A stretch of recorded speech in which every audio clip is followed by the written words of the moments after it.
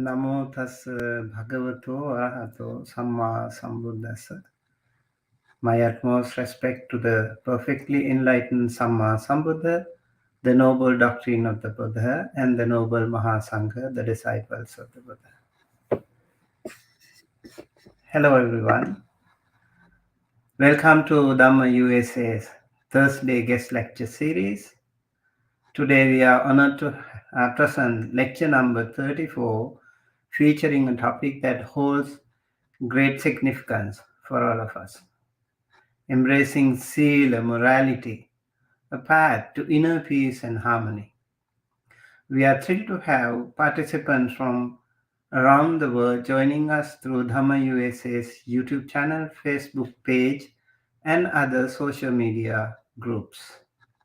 This series aims to benefit the enthusiastic learners of Buddhism, and we extend a warm invitation to all the lay Buddhist scholars and practitioners to be part of this enlightening journey. Our esteemed guest speaker today is Suhas Madhav Ramteke, a dedicated individual with a passion for Pali literature and Buddhist research. Suhas has an impressive academic background, including a BE, MBA, MA in Pali, and PGAD in Pali, with an ongoing pursuit of an MPhil degree as well. He has presented numerous research papers in Pali studies, showcasing his profound knowledge and commitment to the field. Additionally, Suhas actively practices meditation in Sayagyi S.N. Goenkaji's traditions, further enhancing his understanding of Dhamma. Today's lecture focuses on the significance of Sīla, which emphasizes moral virtue and ethics in Buddhism. Embracing Sīla provides a transformative path to attaining inner peace and harmony, not only with ourselves, but also in the larger society. We will explore how this timeless concept remains highly relevant in contemporary times. Before we begin, let's make a moment to acknowledge the diverse global audience present today. The lecture schedule for different time zones is as follows: 6 p.m. Pacific time for people in the West Coast of America, and 9 p.m. Eastern time for our friends in the East Coast, and 6:30 a.m. Friday IST, India and Sri Lankan friends, and 9 a.m. Friday Malaysia and Singapore, 9 a.m. Friday Thailand and Indonesia. Without further delay, I invite Suhas Madhav Ramteke to share his profound insights on embracing Sīla, a path to inner peace and harmony. We encourage your active participation from all attendees, so feel free to ask questions and share your thoughts in the comments section.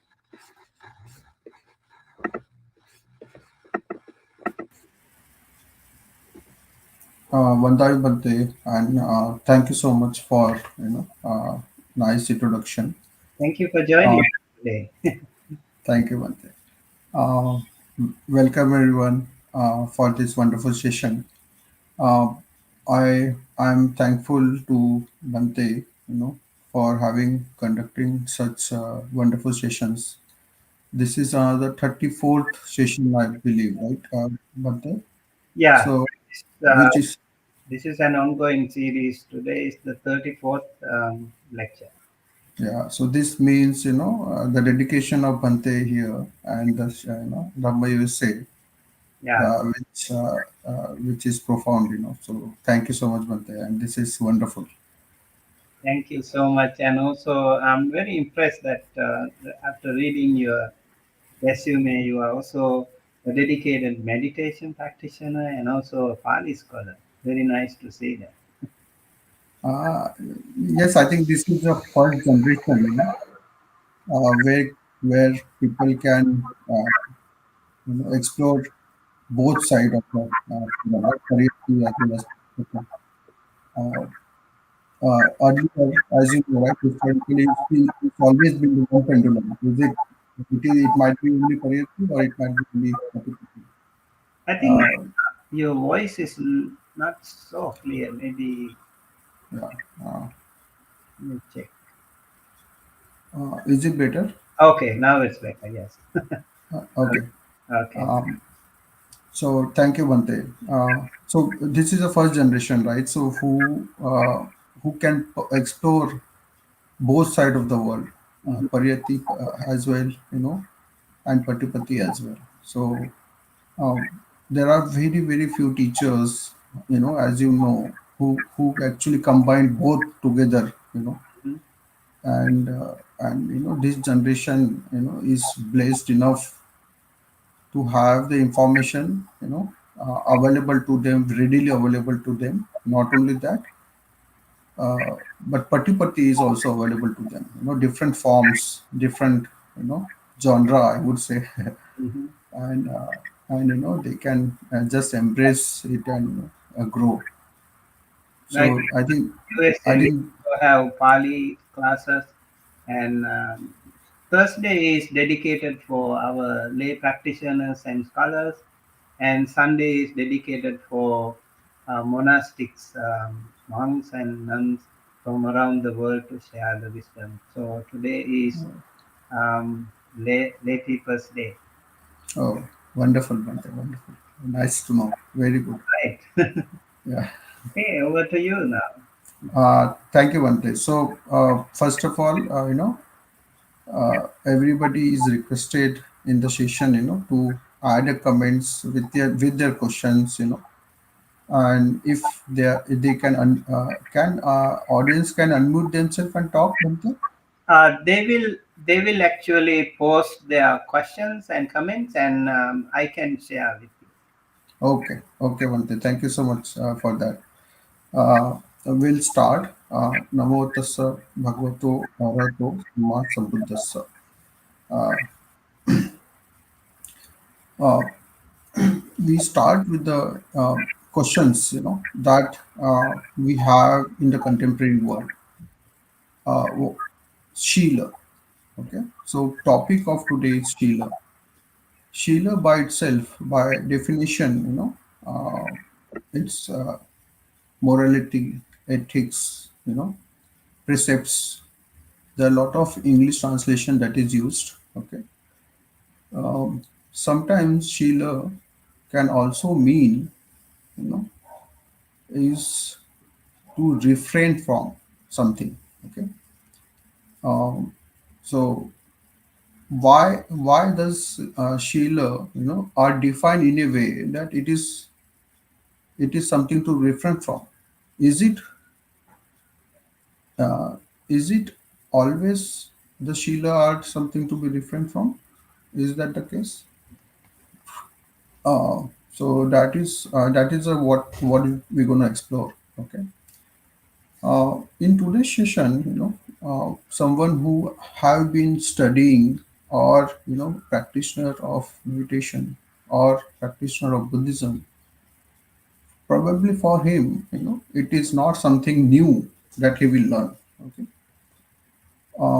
but nevertheless, it is important that we learn and enhance our knowledge in Shila. Um, so let us begin. First slide, so I try to define what is Shila. Shila, as I said, virtue, morality, ethics. Um, it is also, as I said, right, it is also is defined in a way to refrain from something. Okay. In Pali, we call it as Virata Shila. Virata Shila means Viramani. Okay. One does not, indulge on something, right? Is called as virata. Rata means indulging, away from indulging on something, right? To virata, that is how it is defined. Now, uh, if you see why such negation, I would say, right? So majorly, lot of people say, negation of uh, why there is a negation of rules, right? Why to refrain from, instead of positive things, means what to do and what not to do. So there are two aspects, right? One is something to do and one is something not to do. Then always the question being asked, why Buddha uh, chose a path where chose a path and the definition where it is not to do, refrain from, not indulging in. Okay, so it is not a what to do, what to indulge in. That is not a question. Question is what not to do. Why such things. Many psychologists or many scholars also believe one is not capable of negative. Okay, so example they quote is not to think of elephant. Can everybody not think of elephant? You will always end up thinking of elephant. So they conclude, the people conclude that one is always cannot think of negative. Okay, because when we say think of negative, negation, right, we end up thinking of positive actually. So so um, so that's what the current contemporary thought process is, right, of many scholars. And still, Buddha says Panatipata Vedamani, Adinudana Vedamani. So how and why these are relevant? So that is a question, that we are want to explore and ponder. Okay. Uh, uh, you will see in any Buddhist teaching, gradual teaching, or any teaching, right? When he is talking to someone who has just came in or he is not calm enough to understand what he is talking, right? So he will start with the katha. Okay, katha means stories of something. Dana katha, or anupubbi katha. Anupubbi means the past stories. Okay, so all those stories, you know, were used to have the Sheila concept, profoundly seen in those stories.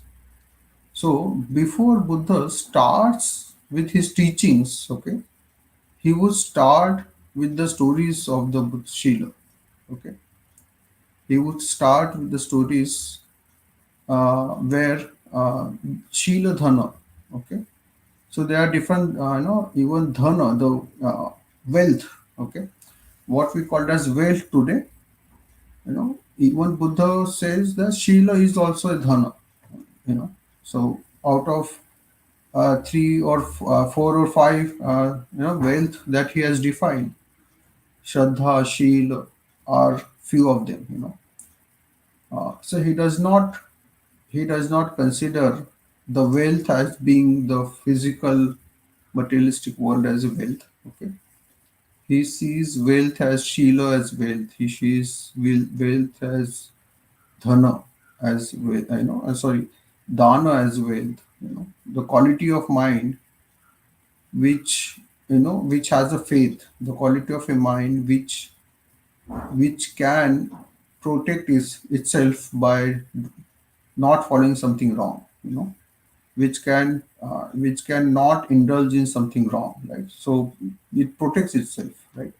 So those qualities he considers as dhana, okay, wealth. Then we also have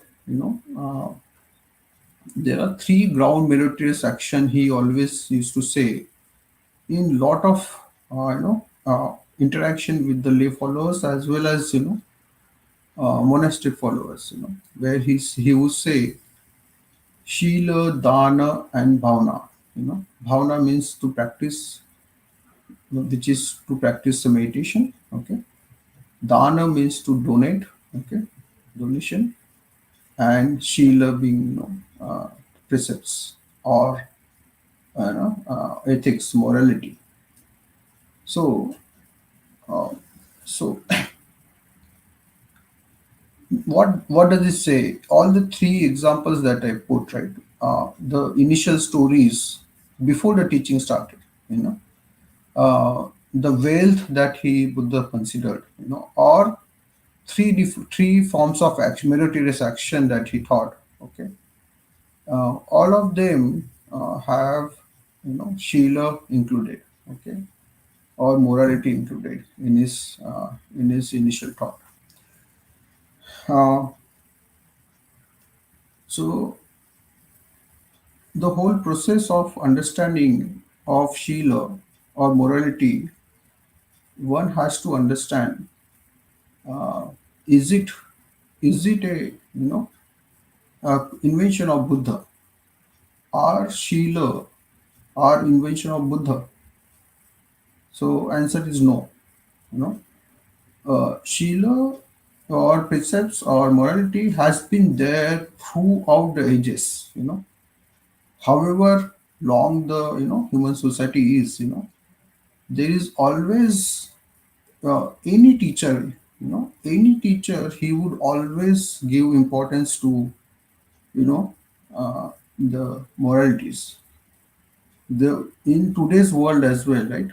I think all different religious you know sectarians, right, have Shila as their the common denominator. You will find whether it is Christianity, whether it is Jainism, whether it is Sikhism, whether it is in Christianity it is called as commandment, Ten Commandments, right? In Jainism it is called as Yam Niyam. Okay. In Hinduism it is called as something, right? So in all forms of the religious sector, sectarians, uh, or the traditions, I would say, human society always had Shila being their core teachings. Okay. Uh, so even though, so question here, right? So even though Buddha's invention, it is not a Buddha's invention. When I say invention, right? So we have to understand what do I mean. Uh, if you see, Buddha, a lot of things are credited to him that he has invented. So one is what we can simply put, as uh, in all forms of Buddhism, whatever forms of Buddhism that is follows, one always see importance of chetna, the intention, is completely redefined by the Buddha. It is a new discovery or innovation of the Buddha. Importance of Vedana, importance of mind. So this is all something that Buddha has given, contributed to the society. Okay. However, Shila is not the case. Okay, Shila is being there, is there, is gonna be there for a longer period. Okay.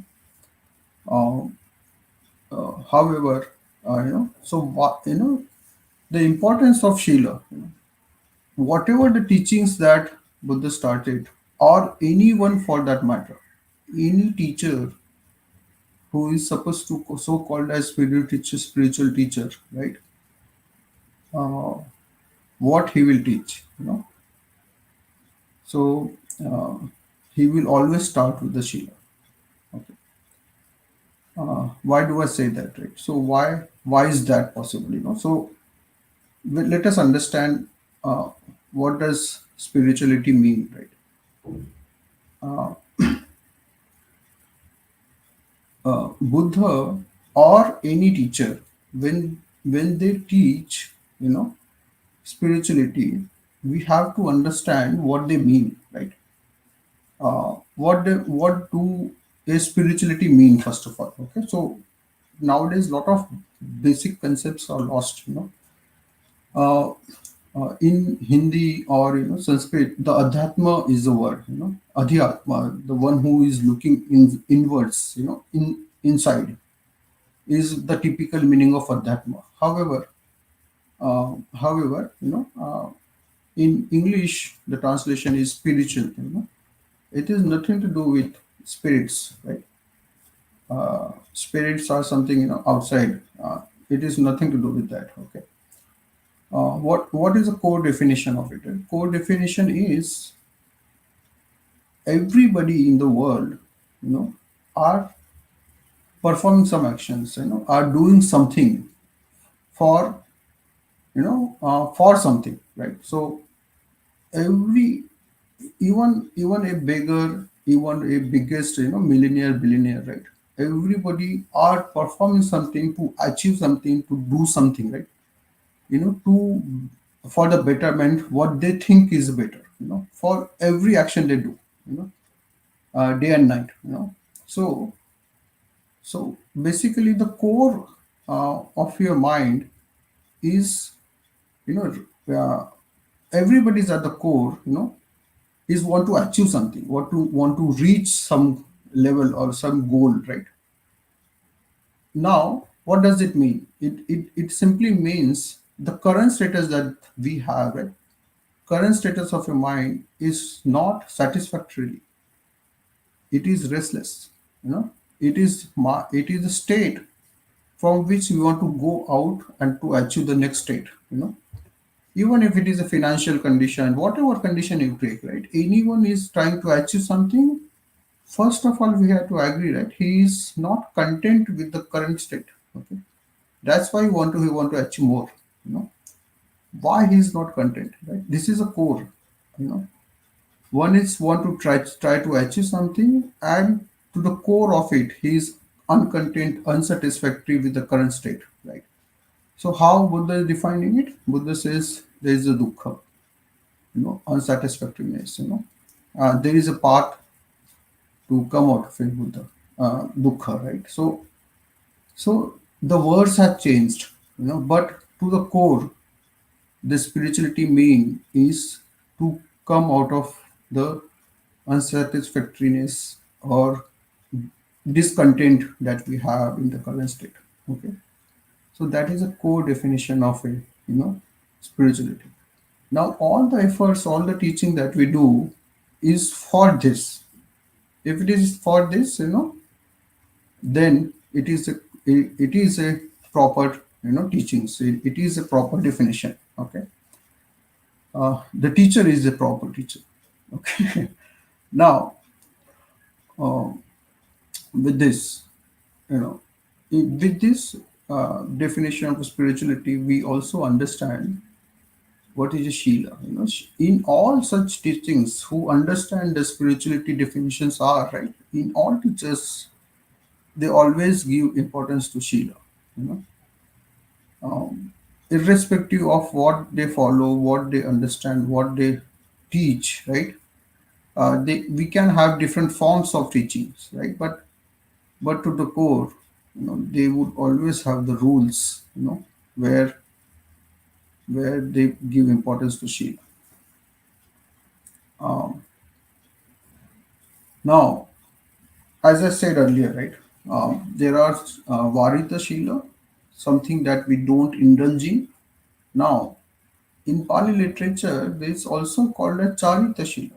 Okay, Charita, something that we indulge in. Okay, the rules to get indulge in and rules to not to indulge in, right? Uh, but remember, what should first be, whether not to indulge in would be always first, because if you continue to break Shila, right, we cannot expect the mind to get calm, We cannot expect that person, you know, is, harmonious in his own being. Consider this. Uh, one a person is trying to, you know walk or climb a mountain, and suddenly water falls. Okay. Now the water is flowing and pulling him down, and he's trying to go upwards. So, first of all, it would be very, very difficult for him to go against the flow, against the water flow. He has to first make a stop and say and see if at all he can sustain there by, just stopping there. If he is not able to sustain, he will fall down. Now, what does it mean? So, uh, the tendency of every mind is to, uh, perform actions which are, uh, which are uh, which are going down, right? Which will take us to, uh, wrong path, basically. Okay, so that is the tendency. So the whole water flow that I was talking about, right? It is a tendency of thousands years, right? That one being is, one entity or one person is being, following or living his tendency always to go down. Now, if he wants to, break that tendency, he has to make a stop first. He has to make a stop of going down. So how does he do that? He will say that I will not indulge in wrong doings, wrong actions. I will not indulge in papa. In Pali, it is called as papa. Pap is, something uh, wrong, or something wrong actions. So there is something called as punya, which purifies your mind, punita, and something as papa, something which is wrong, wrong actions. Now, what is papa? Papa is patipata. One who is killing is wrong action, akushala, unskillful. Um, then adinadana, one who is taking something what it is not given to him, right, or her. Then it is adinadana. Adinadana. Adina means it is not given to you, right? Basically, the other way of saying it is a stealing. Okay. Um, then Musawada. Musawada means not to lie. Okay, or to lie. Musawada is to lie, basically. Okay. When we say Musawada, Veramani is to not to indulge in wrong speaking or, speaking lies. Okay. Same way, um, Sura Mere Muchal Pramada Thana. Okay. Kame Sumechachara. For lay follower, it is called as Kamich Sumechachara. By definition, Kamesu Michachara means one is not, one is not conducting a sexual misconduct. Okay. Uh, but does it mean that one is not supposed to marry? No. So for lay followers, only one woman, okay, or one partner that they are finalized for the rest of their life. They follow, they grow together, okay, and have their partnership and, reproduce. So that the word is Kamesumechachara. So uh, for, monastic life, it was said as abrahmacharya. So, okay, so not basically complete celibacy. So abrahmacharya by definition is complete celibacy. Kamasu michachara by definition is not to indulge in lot of different form of sexual conduct. Just commit to one person, and stay with that person throughout the life. Okay, so that's a definition of kamasu michachara. Then Sura, Merya, Majja, Pramadhathana. So, Sura, Merya, Majja. So, all these are the products basically, different types of products, alcoholic or any form of them, basically. So, any form of product which Pamada means which uh, uh, indulge in your mind into intoxicants, any intoxicants, where you lose control of your mind, right? So that is called as pramadatana. Okay, so it is gone into laziness. It goes gone into intoxicants. Okay, uh, so those are the five basic precepts. Now let us talk about these are the Shila. Okay, Shila. Now what these are the what not to indulge in. One is pahatipata. We should not veramani. We should not indulge in, right? Adinadana. We should not indulge in. Uh, Kami sumichachara. That we should not indulge in veramani, sexual misconduct. Musavada. We should not indulge in telling lies. And Sura Meriam, it's a Pramadhathana. So Pramadhathana, we should not indulge in the intoxicants. Okay. So this is called as Virata. Okay. Now what is Charata? Charita. Charata means to indulge in. What should we do? If we not doing this something, then what should we do? So as I said, the first stop is to stop in the water flow the whole whole thought, whole mind from the habit pattern of eons and eons of life form, right?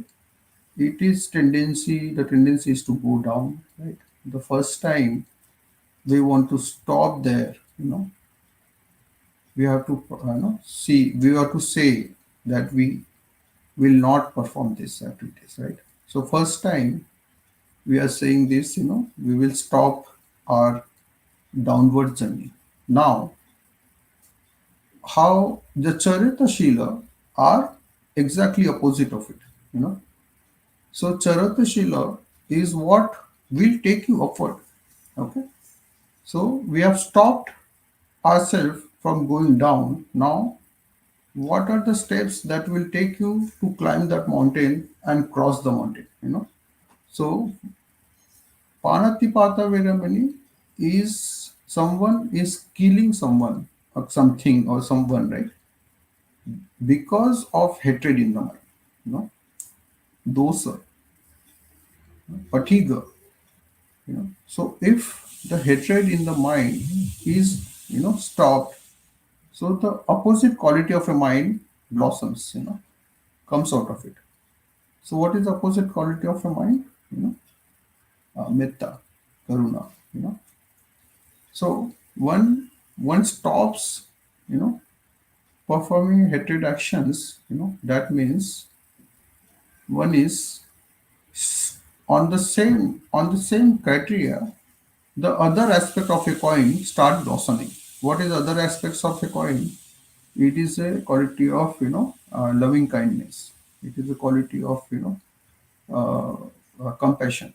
So those quality of loving kindness and compassion will start to blossom. Okay, so the first Patipata is Varita Shila, Viramani, and opposite of it, the Charita, which is Charita Shila, which is Viramani, the Metta, which is loving compassion, loving kindness, compassion, which is Karuna, is starts to blossom. Okay.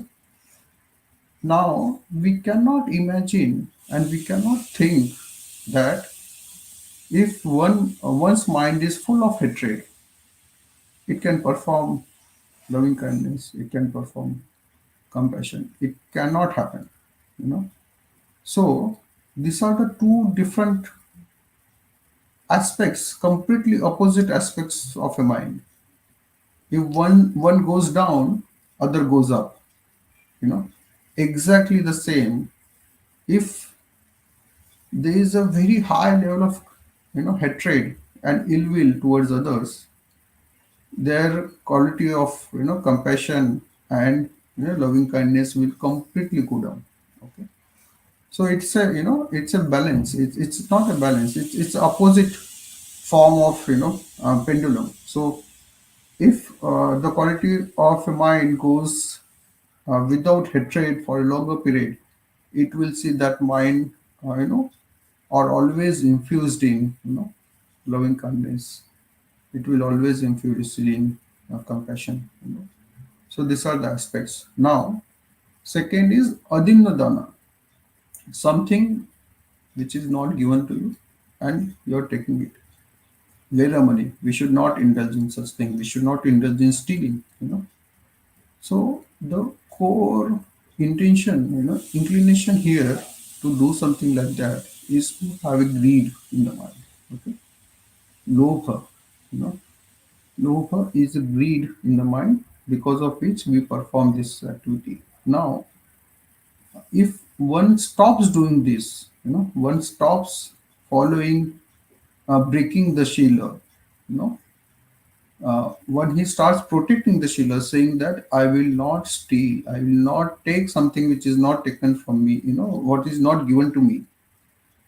The other aspects of the mind, opposite of greed, you know, is to give, right? Dana. The opposite quality of a mind, is nothing but the to give, to donate, right? Dana.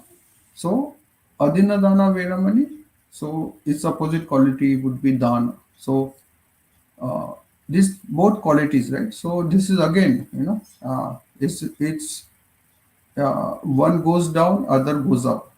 Same way if good quality goes up, bad quality goes down, and vice versa.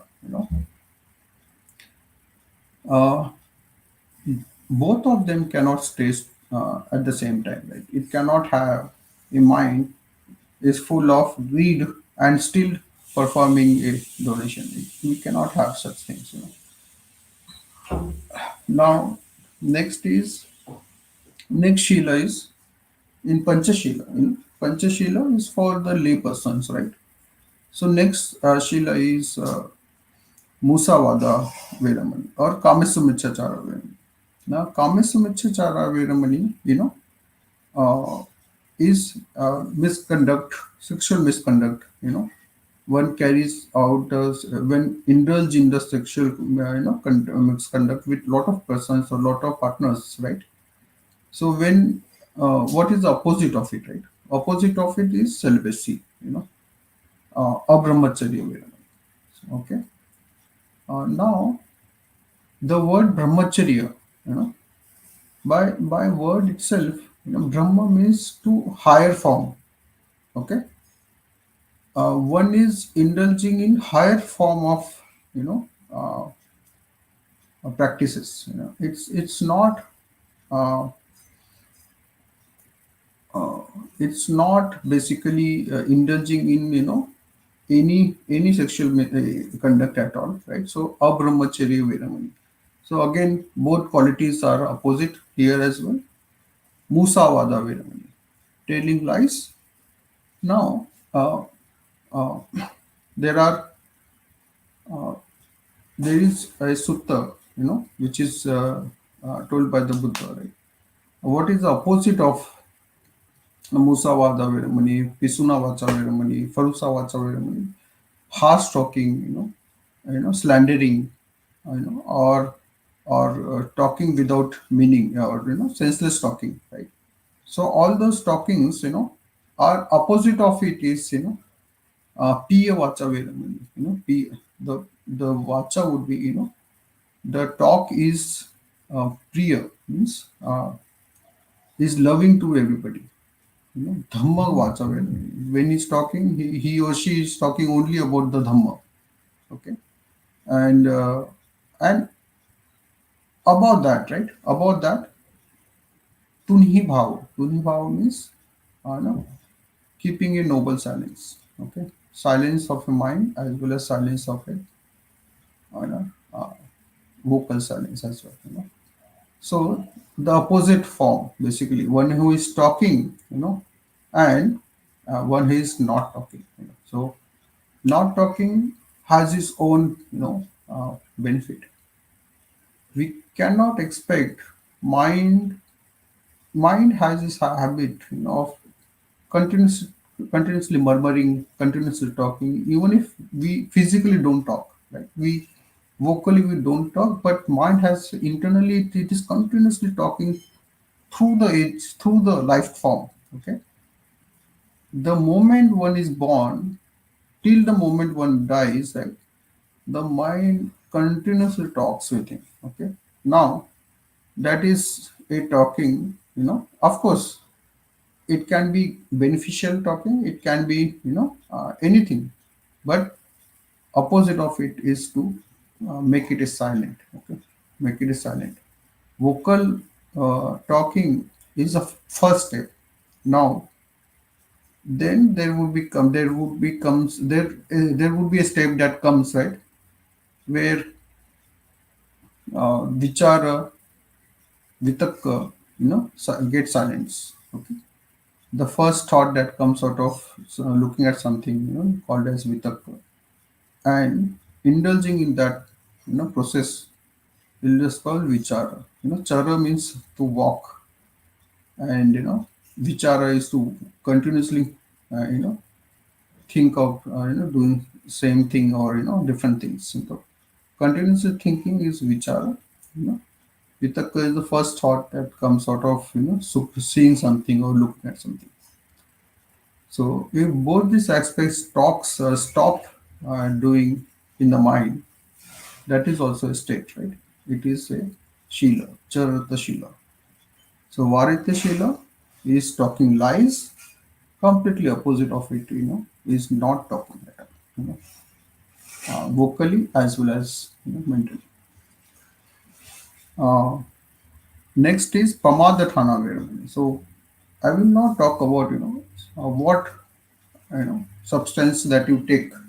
It doesn't matter what substance you take, whether it's alcohol, whether it's tobacco, whether it is anything that is intoxicant, which which keeps your mind into nasha. Nasha means intoxicants of intoxicating your mind, for, and keeping that mind with it. It's always addictive in nature, right? Uh, Opposite of not being aware of something is sati. You know, is aware of reality all the time, right? Charata Shila is sati, Varita Shila is pamada. You know, so very very important, right? Pramadhathana, one who is intoxicant, mind is intoxicant, he is always prone to do bad things. He can, he can say bad words, he can tell lies, he can, steal something, because his mind is intoxicated. So he is intoxicated. He is, he is not in his control, right? So he or she can do anything, they can break the rest of the four Shila, you know, because they are not following one Shila. Okay. Charata Shila Sati, you know, Sati is so powerful. Sati is, awareness, mindfulness. Mindfulness is so powerful that it the say one Charata Shila, Charita Shila will increase the quality of other Charita, Shila. Okay, it will increase the quality of dana. It will increase the quality of calmness. When I say calmness, not talking basically, silence. It will increase. the quality of metta or compassion or loving kindness. So all those qualities are increased, are supported very very strongly by the mindfulness or awareness. So the last shield, which is virati, varita shila is nothing but the uh, pramadhana viramani, and charita is sati, to practice sati. So very very important. Okay. Panchashila, uh, many people think, of not doing uh, things will suffice. I think it is not. So Buddha expects us to grow as a person. Buddha expects us to grow as a spiritual being. He doesn't expect us to stop at one point. He expects us to grow and cross over. Okay. He he expects us to make an every possible effort that one can make during his lifetime, to grow, okay, in the path. Now, so that's why the Charita Shila, it it it are the sometimes, we have to make an effort for it. We have to learn mindfulness. We have to learn how to practice compassion, how to practice loving kindness, how to practice donation, right? We have to learn how to make our mind calm. It is not the case that, it is easy for a person to meditate. If a person who is following a Varita Shila, for them it would be easy to practice Charita Shila. But if a person still breaking the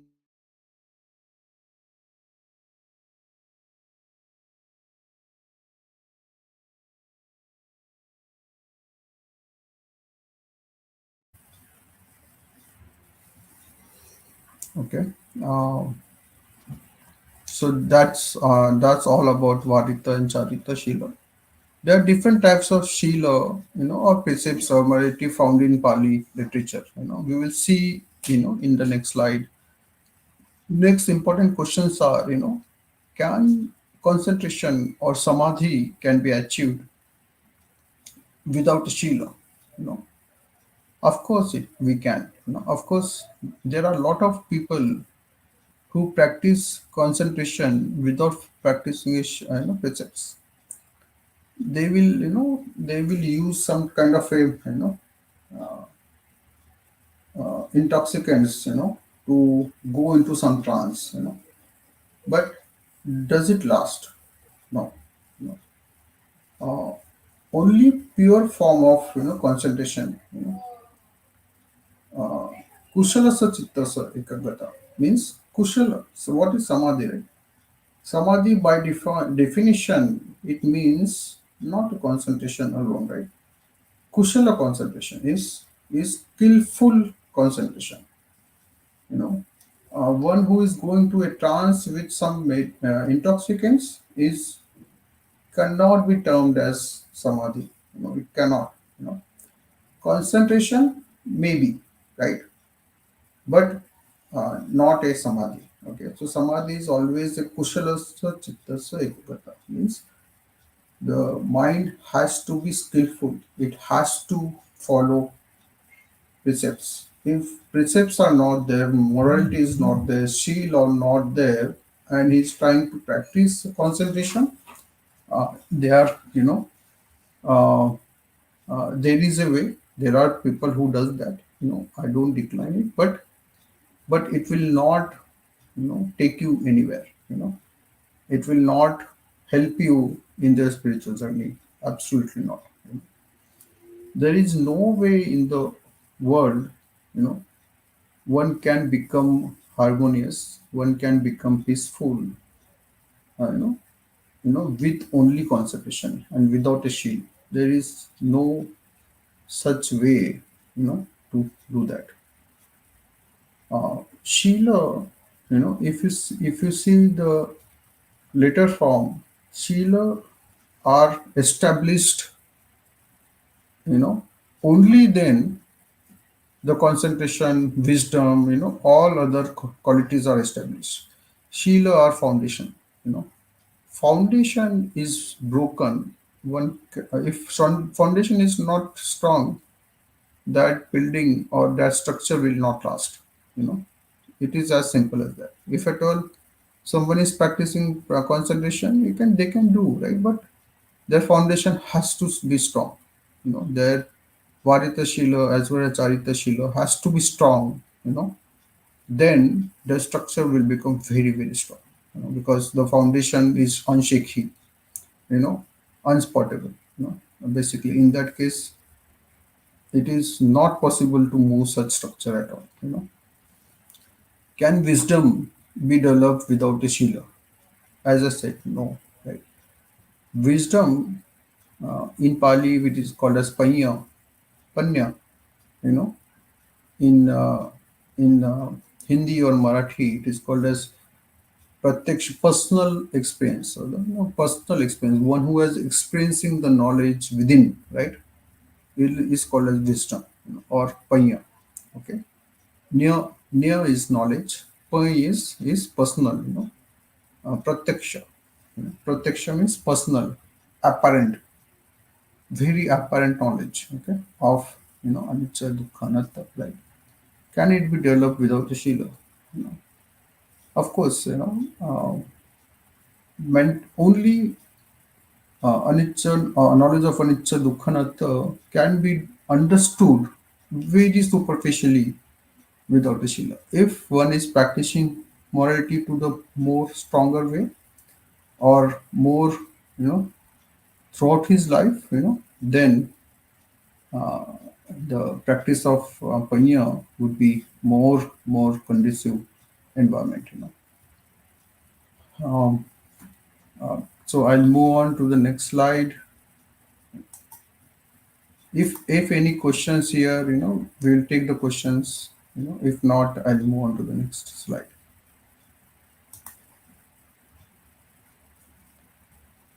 Uh,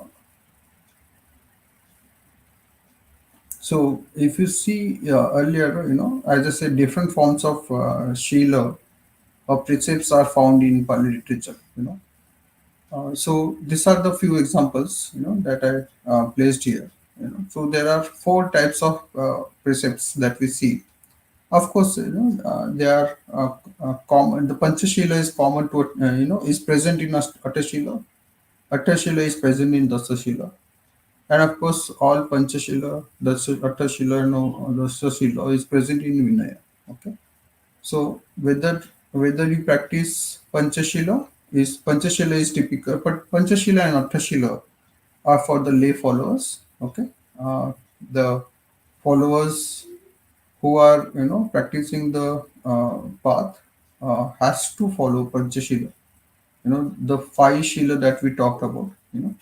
Apart from Panchashila, there are three more Shil that is added.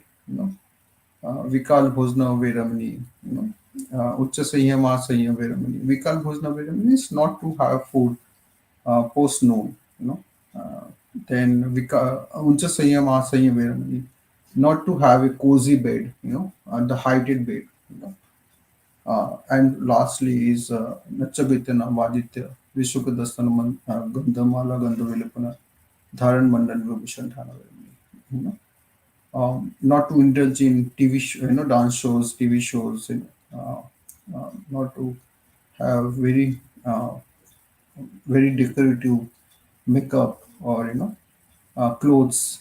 So we should wear clothes, but it should be serene. It should not be fancy. Basically, that's a ask. So if you see difference between this five shila and next three shil are very apparent. Why those are given, why those are said.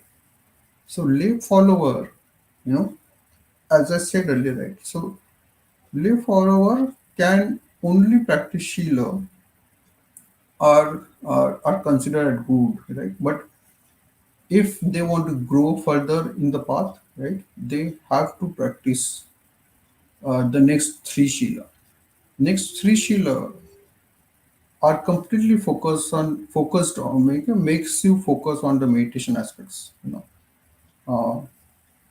If Uchasaya Masaya Veramani means if at all you are not sleeping on the cozy bed, if it's not very cozy, that means the complete night you are, half aware, half sleeping, right? The awareness, meditation can last in even in the night, right? When you don't eat in the evening, right, your stomach is empty or partially empty, so it helps you to again concentrate, you know, and helps you to practice meditation.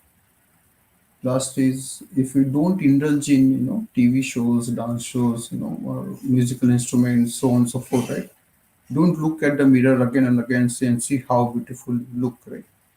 So the garments that you wear, or so on and so forth, right? If you don't do that, that means we are keeping our ego aside, and again the whole focus is on practice. So all the three Shila are um, are in the intention of making you practice meditation.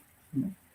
So as I said, Artha Shila and Artha Shila by me it means 8 precepts.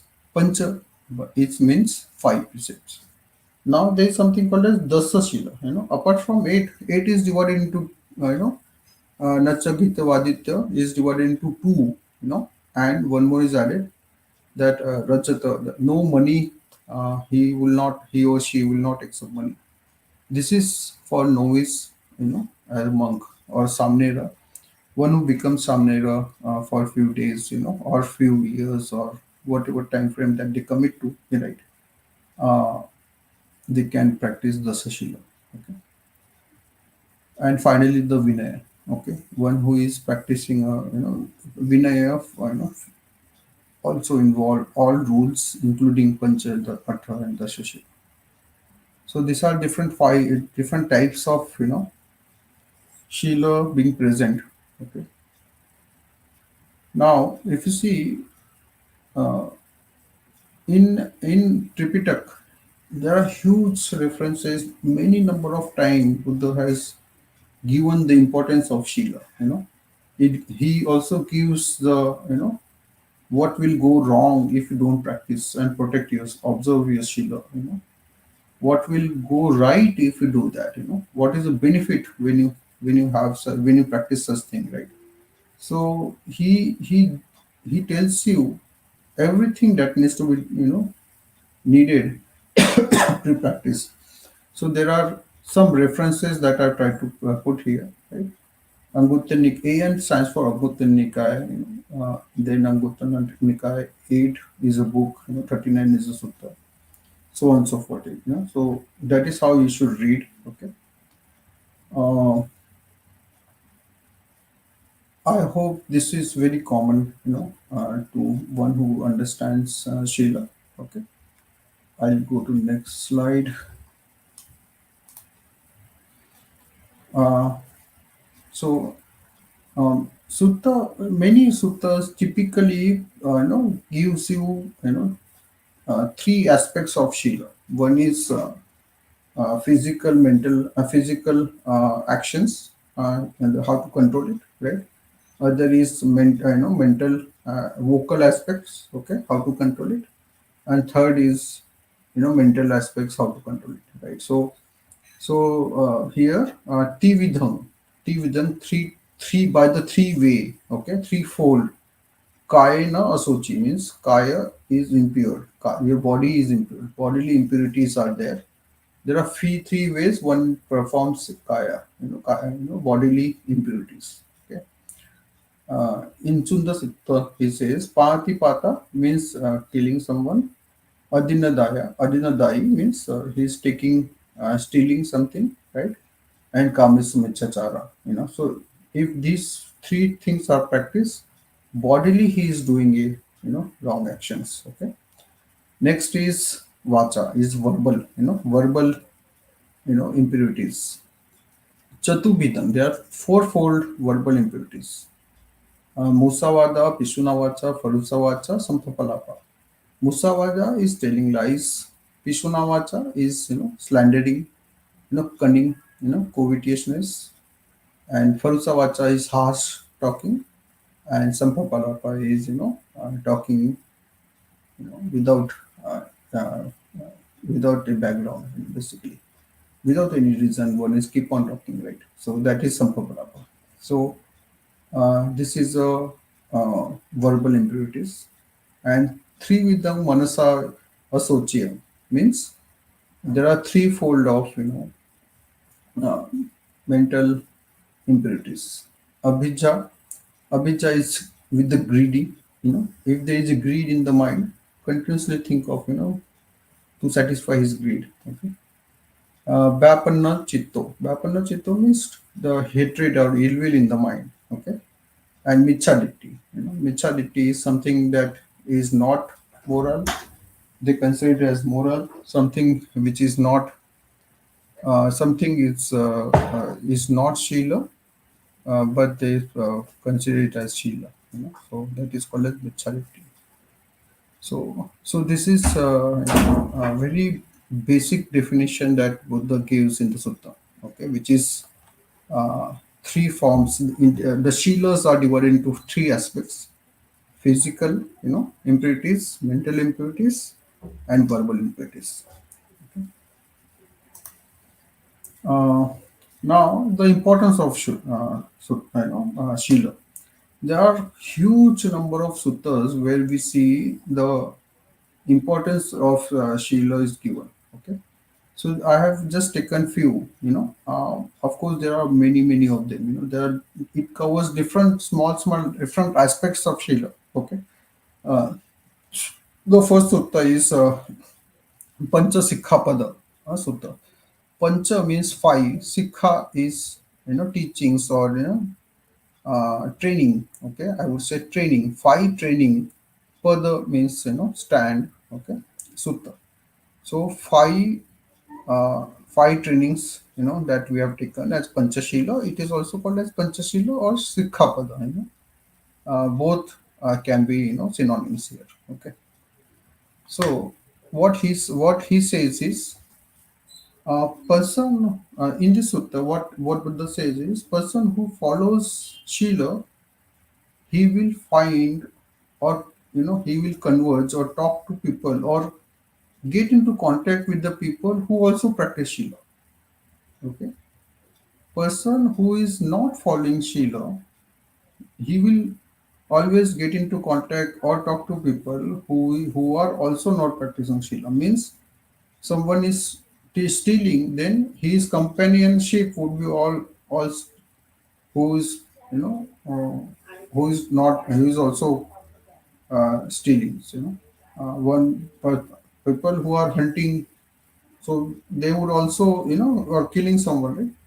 Their companionship also would be people to kill, or the other killers, basically.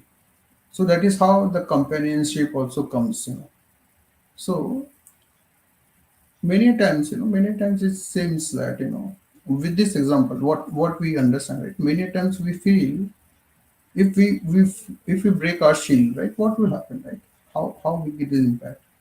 So we have to understand the whole it what it does is our our surroundings are getting impacted here. Whole surrounding or companionship that we have, people that get into contact with us, will get impacted. Okay, that is what Pancha Sikhapada Sutta says. So now it's up to us. He gives you an option. He gives you and he tells us that how does it impact? It does impact. Now is next sutta is Gihi Sutta. Gihi means lay person. The in Sanskrit it will be grihastha. Okay, the lay person sutta. Okay, so here what he says is uh, for a person. if you see what he says is here, Yang kinchi sariputta janyatha ghihi udatta vasanam panchasu sikhapadesu samvuttakkamanta chatunang abhicheta चेतिसकानां ditha dhamma sukha viharam nikamalaabhi akinchalaabhi akisaralaabhi. Ditha dhamma is typically a word, or is an idiom in Pali which says in this life. You know, uh, what it says is nikamalaabhi akinchalaabhi akisaralaabhi.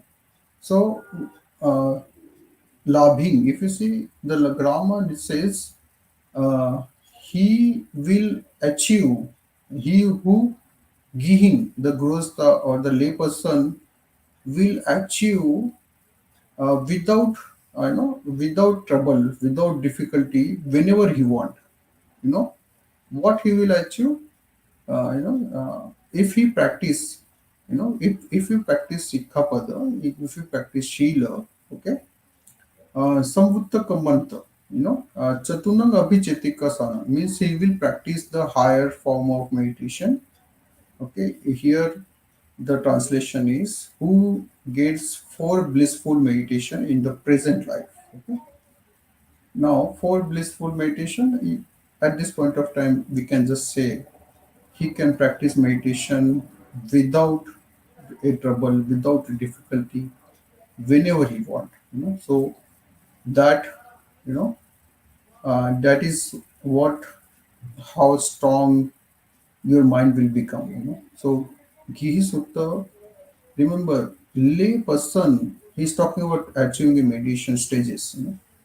He's talking about different five different stages of meditation can be achieved without any trouble, without without any difficulty, whenever he want. How that will be. So it is the Shila. We have to understand Shila becomes a foundation for all your spiritual attainments.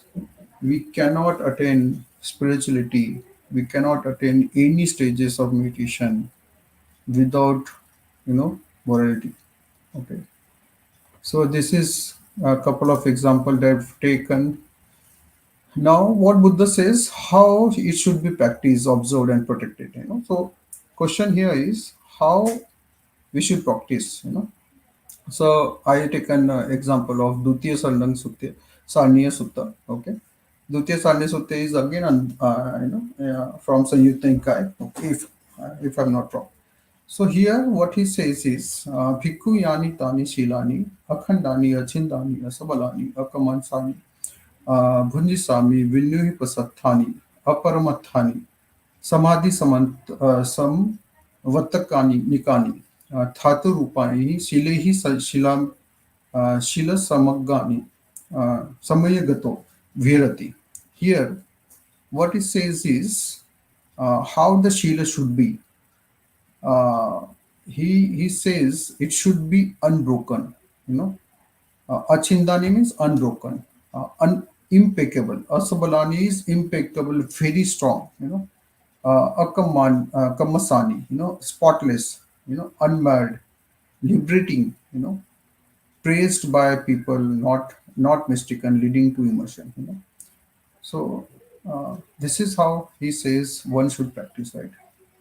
Uh, in Vishuddhi Magga, uh, there is a story. There is a story that Buddha says, or sorry, uh, once Buddhas asked monks that how you practice Shila. So he says if a person comes to you and asks you, that he has a knife in his hand, or sword in his hand, he will ask you, if you don't give me your money, I will cut your hand. Okay. So what you will do? So of course, what any logical person will say is, yes, I will give the money to him. Okay. Now, if you don't have money, then he will say, either I will cut your hand or I'll take the sword and put it in your body. I'll harm you. So what you will say? You have an option there. So you will always choose that it's better that you cut my hand, but you spare my life. And and what are the other things, right? The last thing that Buddha says is, if there is an option that you want to protect your Shila or die. So Buddha says, choose protect your Shila. Now, money, if you have money, you still prefer not to harm yourself but to give away money. So your body is more important than the money. You know, your body parts are more important to your life when you choose between your life and the body part, right? So your body part is more, less important than your body and mind and sorry, life. Same way, Buddha says your Shila should more important than your life. So remember how importance and significance Buddha gives to a Shila. Okay. Um, there is a story. One of a monk during the time of Buddha, this monk practices meditation in wilderness. He practices just outside a village, where there is a small cave. He practices in meditation, and suddenly he falls sick. Okay. So, 1 day is gone, 2 days gone. His sickness, or no, his fever is not going. His sickness is not going, right? And he decides that if I don't eat, so now it's 3 days now. I have not gone to Charika. I have not gone to village for alms, food, asking for food. And if I do this continuously, I might die. Okay. So even when he is very sick, you know, he he decides to go to village for alms food, okay, asking for food, uh, so that he can recover. While walking towards the village, you know, because of his sickness, he could not walk and he fell down. Okay, when he fell down, he realized that there are a lot of mangoes are surrounding him, and mangoes are fallen from the tree. He is in the shadow of that tree, and he has fallen down. That mango is surrounding him. He just have to take one mango and eat. you know but remember, Adinadana, he remembers, no, you know means even if I die today, even if I die in this moment, you know I will not take the mango. So uh, um, so he's sick, he cannot stand, he cannot take mango. He's thinking right now, I would be taking my life last breath now. Okay, I would be dying. Suddenly, the owner of that mango tree comes, and asks, "What happened? Monk, oh monk, what happened?" So he, informs that I'm sick. I'm not able to, go to alms food. So he says, "I'm the owner of this mango tree. Take this mango." He that owner also was kind enough to carry him on his body. Okay. So what happens is, when he was carrying him in the back of his body, the owner, that monk suddenly realized, how wonderful is the Dhamma. You know, how wonderful is the Dhamma. My life is spared. Not only that, I have received the food from someone. So with this, joy, with this, serenity, he suddenly, enter into the stream, entered into streamline. Basically, he becomes a Sotapanna. Okay, there are many such stories. There are many stories where because of the Shila, one becomes very strong Shila, will ripen to form a very good meditation practice, also to achieve a lot of spiritual attainments. So this slide talks about you know practicing and observing the Shila. How to practice.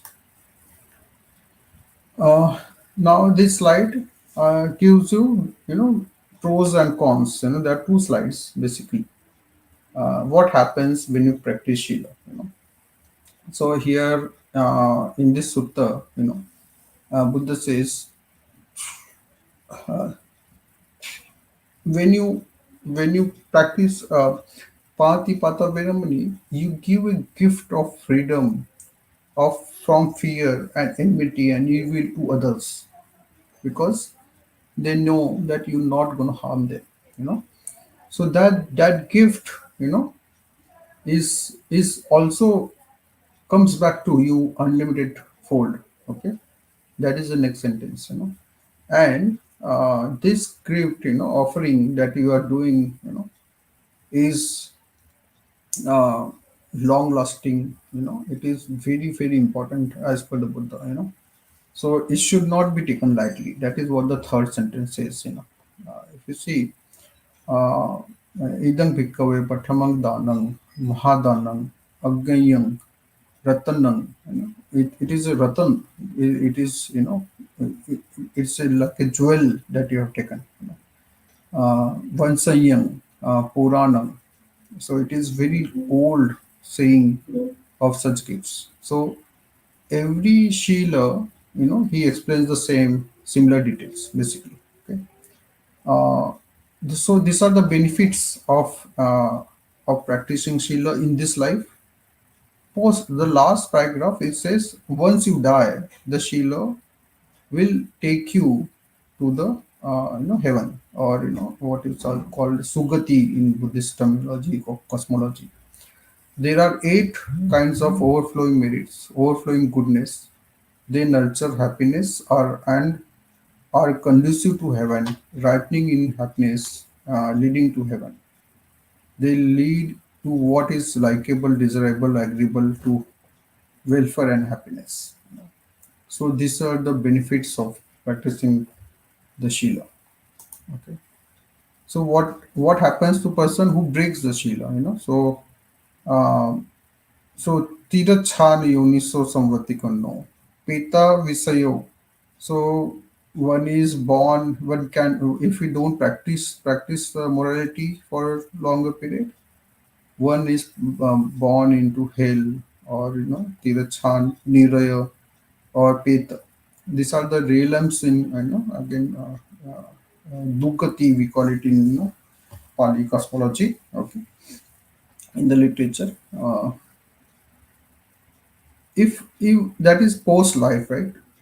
But minimum result that it can lead to in the Hindu's life would be to shorten the life. The life would be shortened.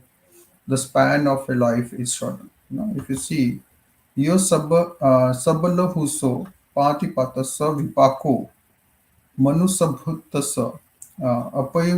अपयुक्कम संवत्तितनिको hoti means the lifespan has been shortened. Again, Ducharita Vipaka Sutta. So this is a Ducharita Vikapaka Sutta. This is what Buddha says. Okay. Now I'll move on to a couple of examples on sayings, or paragraph of what thus the importance of Shila in Milinpaya. Okay, so we have to understand Milinpaya is literature which is written down in first. It is credited to be written down in the first century BC. Okay, which is around after 400 years, 300 to 400 years after Buddha. Okay, Mahaparinirvana of the Buddha. So here, Milind Raja asked Naksen, so what is Kushal Dhamma and what is Akushal Dhamma? So what is skillful, what is unskillful, right? What is good conduct, what is bad conduct? That is what the question is asked. Okay. So So what is the characteristics of good conduct? So that is what the question is. So what the answer is given by Naksena, Bhante Naksena to him is, uh, uh, if you, I'll read it in English. When you said just now, and by other good qualities, what to which do you refer? Good conduct, great king, and faith, perseverance, mindfulness, and meditation. What is the characteristics mark of a good conduct? It has a characteristics that it is a basis of all good qualities. So what Naksena says is Shila are basis of all good qualities.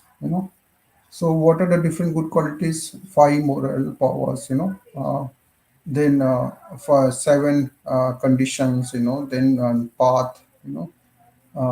Then four kind of right exertion. So all 37 Bodhipakya dhammas are explained here. Okay, all 37 Bodhipakya dhammas. To the foundation of it. The basis of it is its Shila. If the foundation is not there, those 37 Bodhipakya dhamma cannot be strong. Okay. So that is what one example that I see in million pages. There are a lot of such things. So I'll take another few details from Vishuddhi Marga. Vishuddhi Marga is again, it is characterized or it is written down in fourth century AD, okay, which is around 600 800 odd years after the Buddha. So Shila Vishuddhi is the primary or the first Vishuddhi that comes. Shila Vishuddhi, Chitta Vishuddhi, Samadhi, and rest of them are Panya. Characteristics as Panya. So what does it say? Uh, uh, what does it say? It says purification of a conduct means here, in the case of male or female devotees, upasak, upasika, acceptance of precepts, and the proper guarding and protecting of their observance. Whether it be five precepts, eight upasaka precepts, or 10 precepts, five, eight, or 10. You can follow anything, but we have to follow. We have to practice. We have to observance. For the in case of bhikkhus, purification of conduct is well kept purified with the four conduct of incumbent open monks. So basically, he says the Patimukha rules, should be called upon, and should be practiced to the world. Okay. So, so these are the, conclusion of my, this is conclusion of my today's session. Of course, there are a lot of, lot that can be talked about on Ishila, but I'll conclude considering the time. Thank you so much, Bantiji, again for all the opportunity that is presented to me.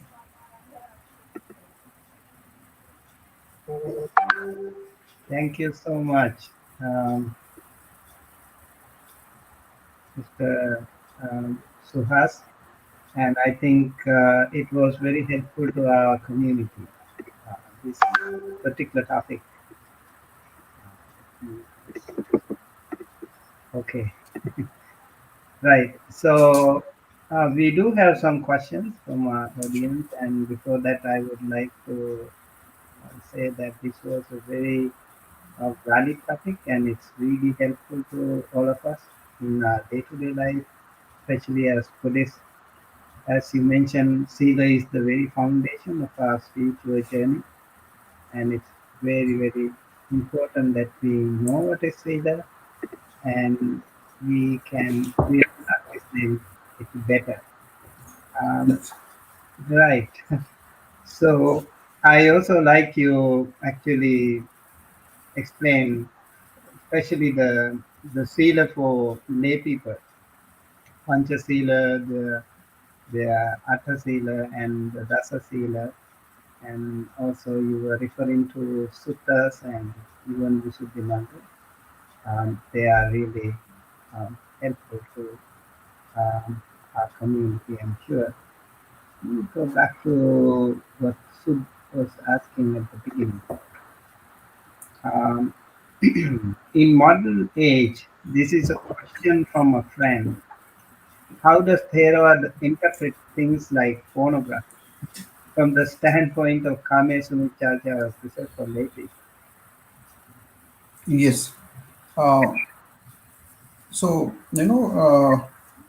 so it's very simple, in Buddhist, or what Buddha says, right? In first, terms of, Dhammapad, Buddha says, Manopupangama Dhamma. What does it mean? Mind is, presiding everything, right? So we have to understand, right? So every time Buddha says, there are three aspects: vocal, physical, verbal, and mental, right? So if you see, when we talk about mental, Shila, mental Shila, we also set three, right? Abhijja means greediness, right? Or like desirable things that we want to consider.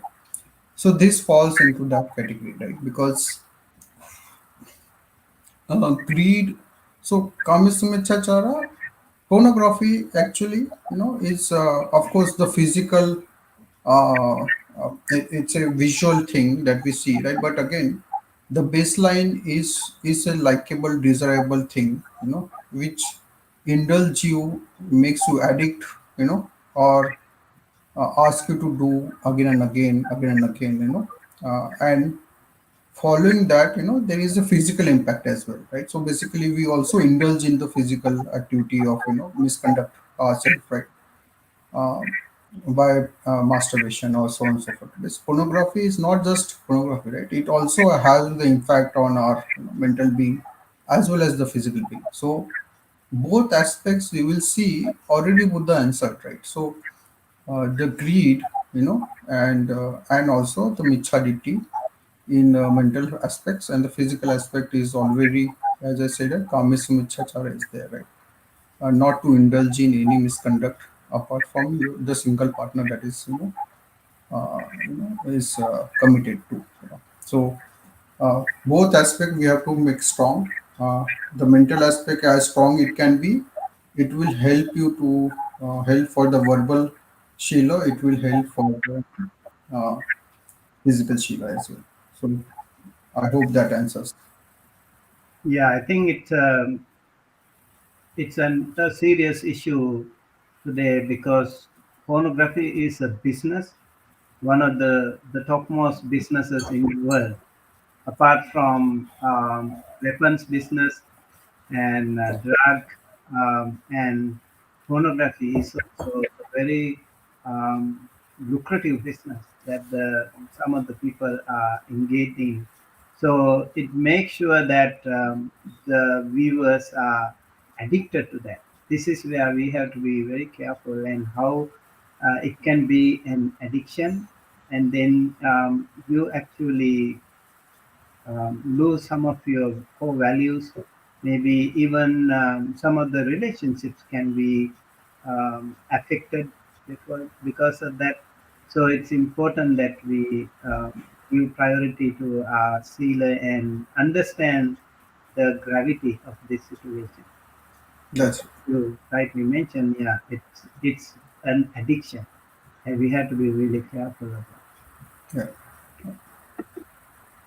Yeah, and so Um, we are now open the floor to Q&A session. Please feel free to share your questions or thoughts in the comment section, and Suhas will be delighted to respond. We do have one more question, and Priyangi asks, can you provide some practical tips or techniques for integrating Sila into our daily life to enhance our well-being and relationship with others? um, yes. So basically, Sheilas are, um, as I said, right? So the one of the biggest benefit of Sheila is, it will help you to have a cordial relationship with all your surroundings. Not only the, persons that we live with, but with the animals, but with the non-livings as well. Okay, so that cordiality will only arise, when you practice, the Varita Shila. Varita Shila, basically, when I say Varita Shila, right? Pati Pata Adinadana, we have to very sensitively understand. When Pati Pata, it says killing someone, right? It doesn't, actually, by definition, the mental aspect is the hatred, dosa. So we have to understand what Buddha is trying to say, what Buddha is trying to give the teaching to us. What he's saying is, the hatred in the mind, we have to keep a watch on always. As soon as it arises, you should have a way of, understanding it. Way of not even understand. I would say way of being aware of it. As soon as the greed arises in the mind, the next Shila, right? We have to understand, or rather be aware of this, that greed has arisen. So if you practice this, right, if you just be aware of, what is happening in the mind every moment, right? Not probably it is not possible, I would say, for every moment, right? But I would say when the bigger events are happening, right? So if I start fighting, if I, someone says something bad to me, right? My wife says bad to me, something bad to me, and once I get angry. These are the moments that we have to aware of, right? So these are the moments that we have to acknowledge that my mind is getting angry. My mind is agitated. My mind is restless. Okay, my mind is not balanced. Okay, if such awareness keeps on increasing, right, you will find the practicing a Shila becomes far easy. As I said, right, if you remember the talk that I've given, right, so the first fifth Shila, which is Pamadatthana Viramani, if you don't indulge in intoxicants, right, their opposite quality of awareness will increase. As the awareness increases, it will hold other Shila very strongly. It will protect your other precepts very strongly. It will make sure that you are aware of your hatredness or the anger that comes, in the relationship or the people that you live in. We have to be very pragmatic about things, right? So what Buddha says, it is not possible that we live with the people and we don't indulge in, misconception or ill will. It is not even possible for any human being. Even if we are living with our parents or who raised us, right? But we bound to happen disagreements. We bound to happen misalignments. But that means those events has to be very. We have to be very aware of such events. We have to be very sensitive of such events. Right? If we are, we don't lose our sensitivity in such events, then I'm quite sure that everybody can practice Shila very committedly or strongly. It is difficult, as I said, right? Buddha, he understood. Even Buddha understood that it is difficult for a lay follower to practice Buddha, Shila. It is not easy. No one says it's easy.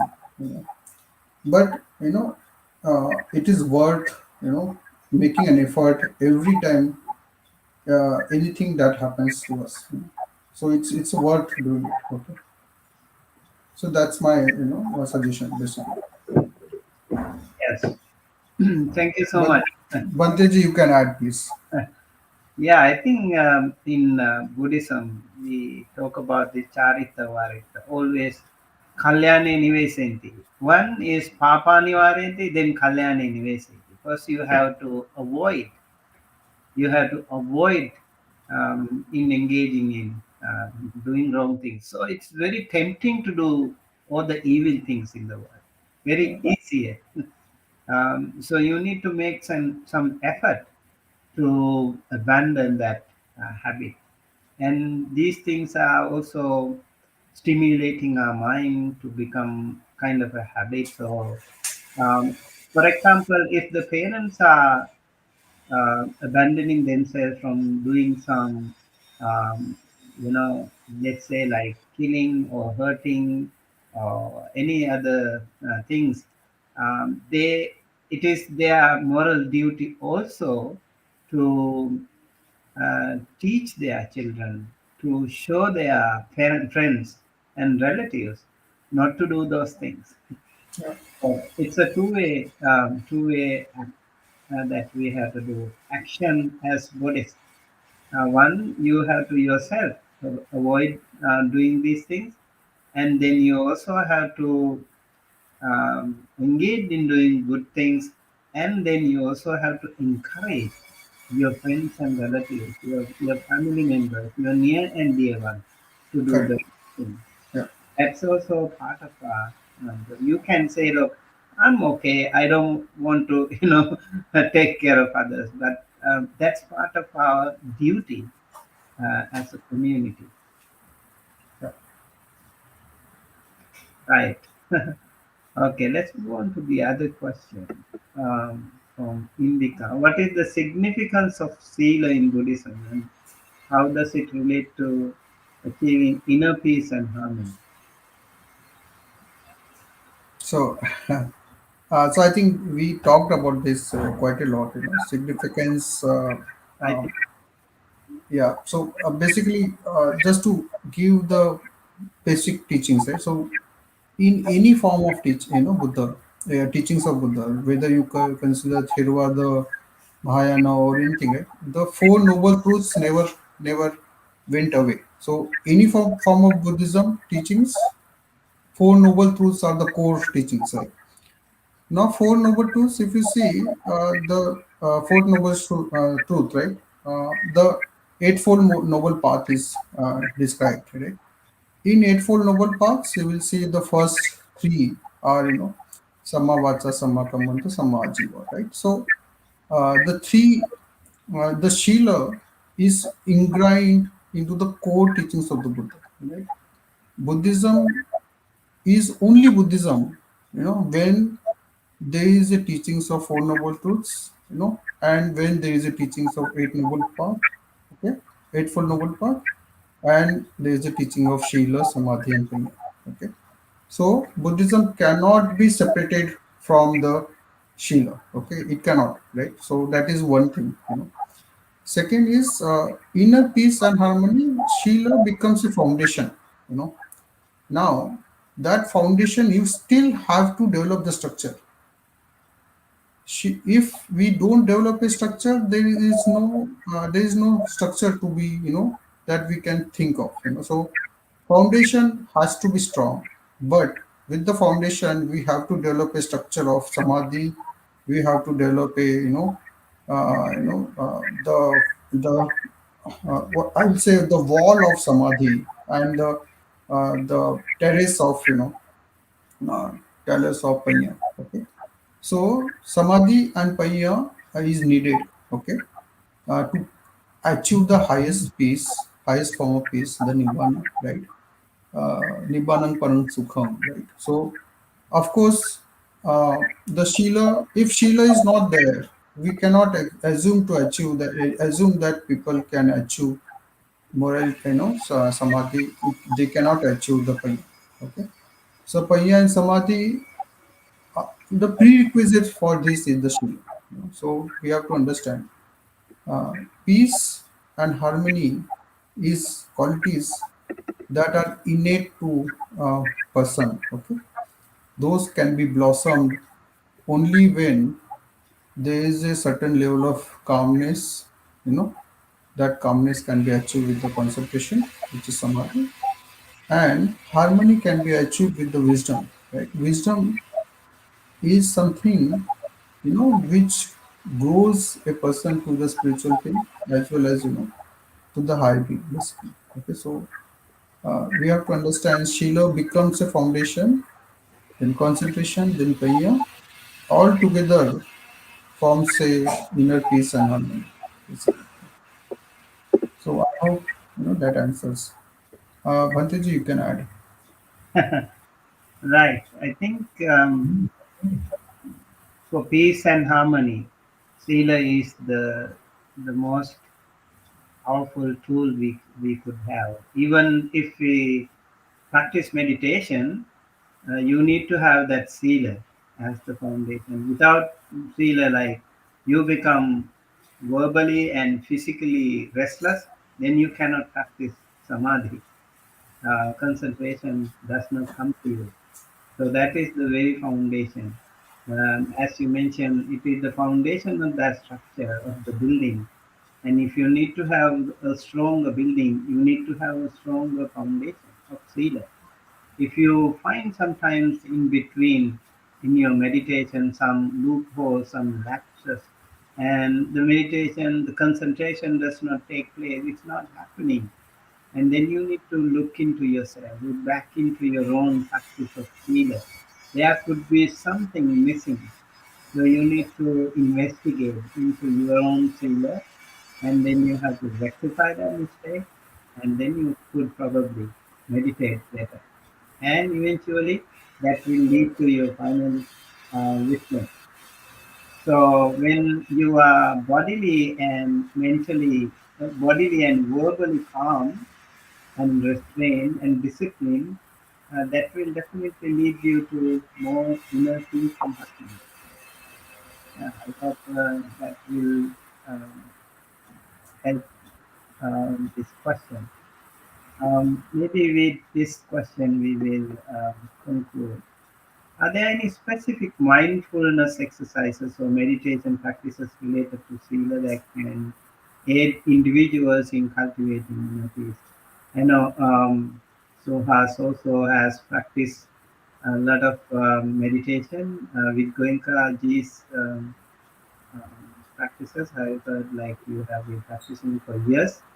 So maybe you can also share some experience to help our community. Yes, so personally, I've been practicing Goenkaji's tradition, since 2004.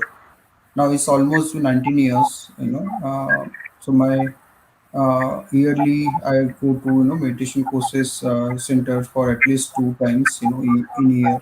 So 20 days or 10 days courses, okay, two times. Um, so it's not a ritual as such, So what happened, I started very early in my meditation practice. For some reason, I was drawn to it. Okay, uh, so I always found, so there are different forms of addiction, right? So meditation is also also to be very fair, it's kind of a addiction. Once you know uh, take a dive into such tranquility within, right? So then for you that dive again and again dive, right? So that becomes very very soothing, very calming for you, right? In today's world where the stimulation, what Bhanteji just said, right? The stimulation is very high, right? So you have your mobile with you, right? Continuously 24/7, right? You are indulged in some kind of stimulus, right? You are watching, someone has given good comments, someone has given good message, right? So on and so forth, right? So it intentionally, intentionally or unintentionally, it stimulates your brain and mind to like or dislike, right? So uh, and that we cannot avoid, right? Technology is something, it just cannot be avoided, right? So we have to be little very smart about it, okay, for such cases, right? But practicing mindfulness, right? So how does it help, right? As I said, right, my personal experience is, I practice, daily, at least 1 hour. Okay, that is sitting 1 hour. That helps me. And whenever I travel, whenever I find a time, where I'm not doing anything, I just have to sit and wait. Okay. Then again, I go back to my mindfulness practice, right? So, whenever, whatever time that you can find, what I do is instead of getting into of stimulation process of your mobile, or or your something like that, right? So I find better than that, opt for mindfulness. Okay, even a small breathing exercise, for small breathing awareness can help. Okay, so what happens is, as I said, right? So uh, sati and samadhi and basically panya, right? This all, it's a what to say, to and fro between them. Basically, Shila helps you for samadhi, it helps you for panya. Okay. Similarly, the panya, the more concentration, more calmness you have, it strengthens your Shila. Okay. So it's both are helping each other, right? If someone is not practicing, not practicing mindfulness, right? For them, the other stimulus of the outside world is so high, it would be very, very difficult to, come out of it. Very, very difficult. So you have to make sure, we are protecting our mind and body. We are, safeguarding ourselves from this environment, right? So that cannot be avoided. Okay. So we have to safeguard ourselves. Mindfulness becomes a tool which helps your strengthening your Shila. And Shila is also a tool which helps for mindfulness. Both goes hand in hand. So every day, even for 10 minutes, 15 minutes of mindfulness exercise, awareness of breath at a moment, so even that will, strengthen your Shila, and vice versa. So, so I will, so we have to understand, right? So what this practice does, right? What practice is asking for? It doesn't ask for money. It doesn't ask for any significant thing. It does ask for your effort, honest effort. It does ask for your time. Okay. There are only two requests that it does ask for. One is honest effort every time that you have the time, basically. If at all we do that, I'm quite certain, right? Even if we die, as a lay person, we don't somehow not get committed like Bhante here, right? But I'm quite certain that we will still be successful in this life. So that's the whole goal, right? At the end, we have to understand how we are growing, how we are, lifespan is short. Lifespan is short because the next moment you see yourself, you become 20 age of your age is 20. In the next moment you realize it is 30. Next moment you realize it is 40. Next moment you realize it is 50. Next moment you realize it is 60. I think we lost this connection. Um, so, yeah, I think we are almost towards the end of our session. Um, we'll see if he can come back. And so, yes, so, Sorry, Bante, I think my network dropped off. Okay, for a second. right. Yeah, you can continue, Bante. So we were just about to actually conclude our session, Yeah, and really thank you so much for thank you. sharing your wisdom and your experience. It was really enriching. I'm sure this lecture has enriched our audience's knowledge and inspired um, our journey, your journey towards inner peace and harmony. Let us continue to learn, grow, and support each other in a quest for greater understanding of Dhamma. Remember, our Dhamma journey does not end here. You can explore more Dhamma resources and updates on our website dhammausa.org and our blog dhammausa.com. And if you have any questions or inquiries, feel free to contact us at info@dhammausa.com. With that, we conclude lecture number 34 of Dhamma USA's Thursday guest lecture series. Until we meet again next Thursday, may the Dhamma guide us all towards a peaceful and harmonious life. Thank you so much, Thank Suhas Madhav Ramteke, for your wonderful and enlightening speech on Sīla. And we would like to also invoke blessings upon you. May you always be well, happy, healthy. May you be blessed by the Noble Triple Gem to continue your Dhamma path, to continue your journey. And looking forward to hearing from you again in future as well. Thank thank you, you. and Thank see you again, everyone. Good night.